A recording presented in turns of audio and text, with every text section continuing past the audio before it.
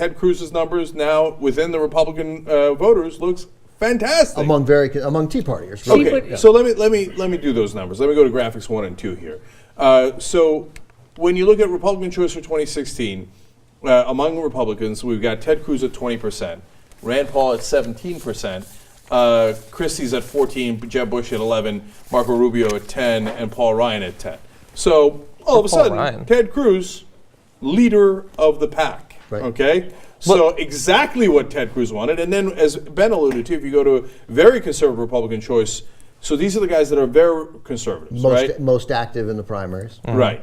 Ted Cruz, 34%, Rand Paul, 17%, Paul Ryan down all the way at 12%.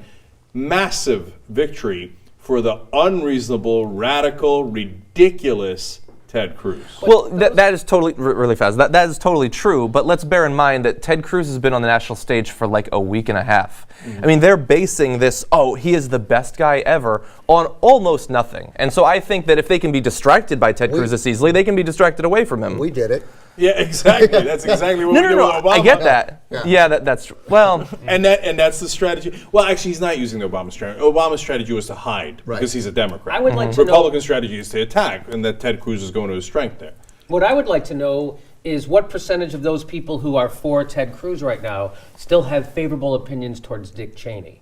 Because it seems to me like there's that core of people who don't believe in science, who don't believe in evolution, who want the government to be Christian, and who still like Dick Cheney. So those might be the people, and those are, to me, those are the people screwing up their party, right? And so I don't think it's that big of a deal this far out that those many people, because it's the craziest of the crazy who are on board. Even 35% of the crazies.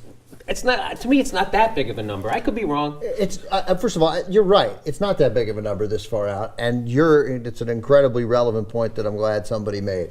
That we barely know him. So this was his big entry on the national stage, crafted, thought about, knew exactly what he was going to do.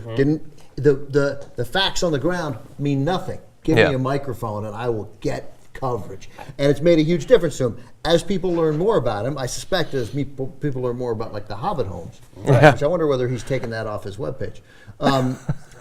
Seriously though, if you're if you want the media not to portray you as a freak, because there's value to a guy like Ted Cruz in having an antagonistic relationship with the media. There's a point at which you become a caricature. Talking about the New World Order. That you don't want to have. Yeah. So I would imagine that he rubbed that out.